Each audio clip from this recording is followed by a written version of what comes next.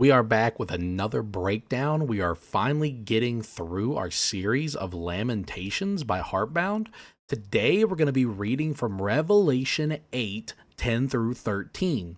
The third angel sounded his trumpet, and a great star, blazing like a torch, fell from the sky on a third of the rivers and on the springs of the water. The name of the star is Wormwood. A third of the waters turned bitter, and many people died from the waters that had become bitter.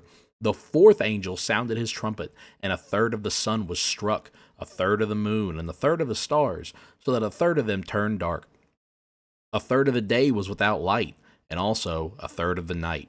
As I watched, I heard an eagle that was flying in midair call out in a loud voice, "Woe, woe, woe to the inhabitants of the earth, because of the trumpet's blast about to be sounded by the other three angels." Let's jump right in.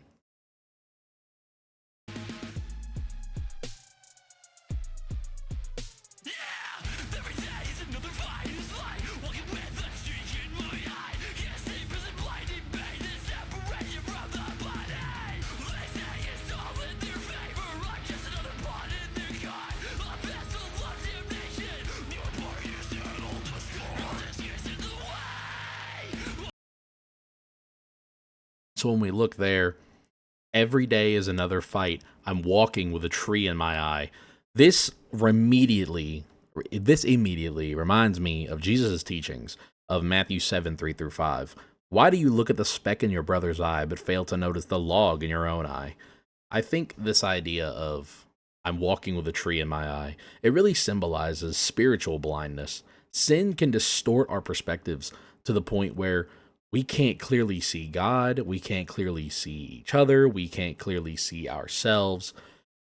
This separation from the body, I kind of take this in two ways, right?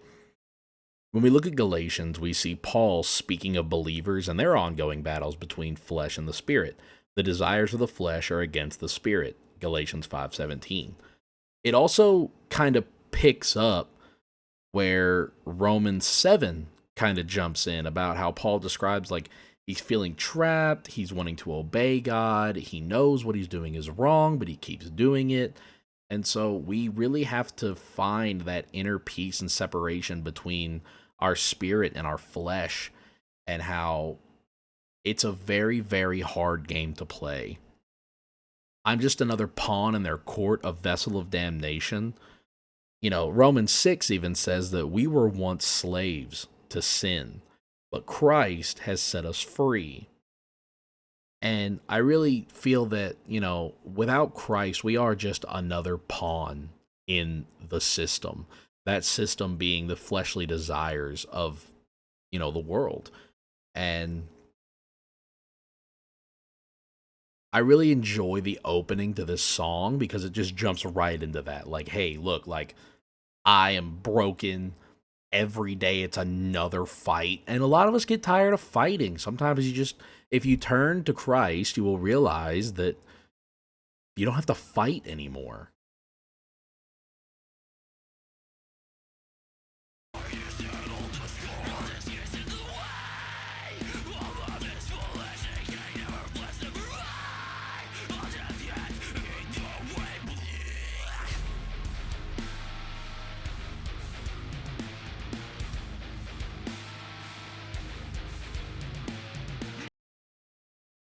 And where we see here, right, it all just gets in the way.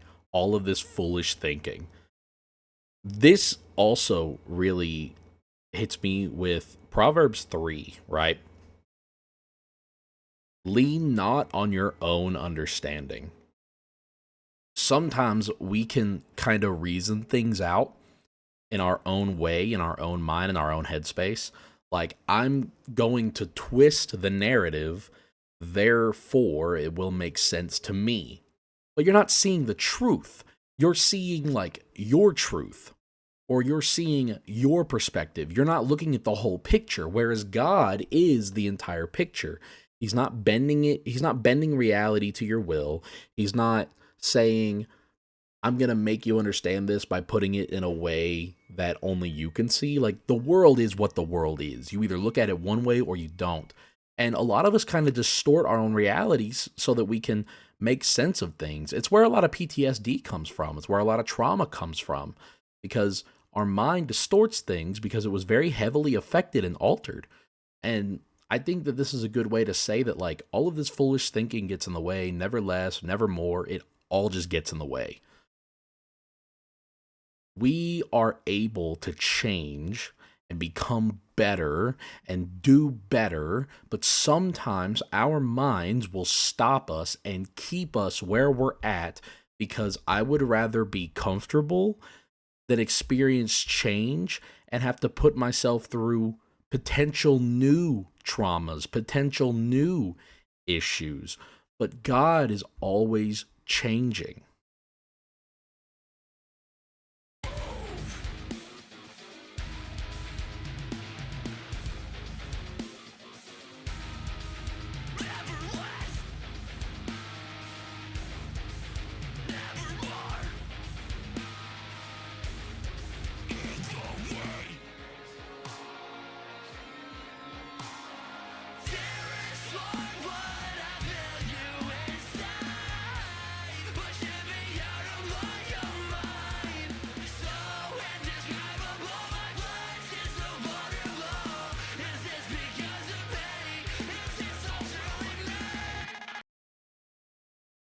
And this part right here, right? My dearest wormwood, I feel you inside, pushing me out of my own mind. I think this is where the heart of the song really takes place. Obviously, it's called My Dearest Wormwood, but this is where everything kind of comes together. Wormwood, in this case, isn't just the outward enemy. It's the internal temptation that we have towards sin and worldly and fleshly desires. James 1:14 and 15 says that each person is tempted by their own desires before sin gives birth to death. Nobody is really tempting you. It's our own internal desires that stop us from getting in our own way.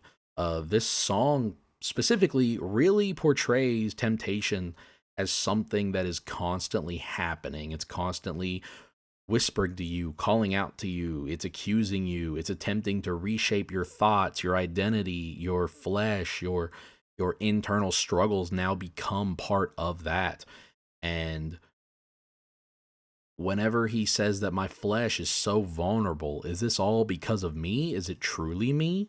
You know, in Matthew 26:41, the spirit indeed is willing, but the flesh is weak. And Romans 7:18 says, I know that nothing good dwells in me. That is in my flesh, right? So we know that there is nothing good to come from worldly desires, and yet every day we have to fight the temptation of what worldly desires are. In this case, it is the wormwood. It is this onward struggle that we have against ourselves. Is this all because of me? Is it all truly me? Many people, including myself as believers, we wrestle with this idea of why do I still struggle if I've been saved through Christ? And, Romans 7 going back, what I want to do, I do not do. What I do not want to do, I do. Our identity is no longer in the sin, but yet it still tries to take over because we are one with the world. I know I brought this up before in a different song on this same album.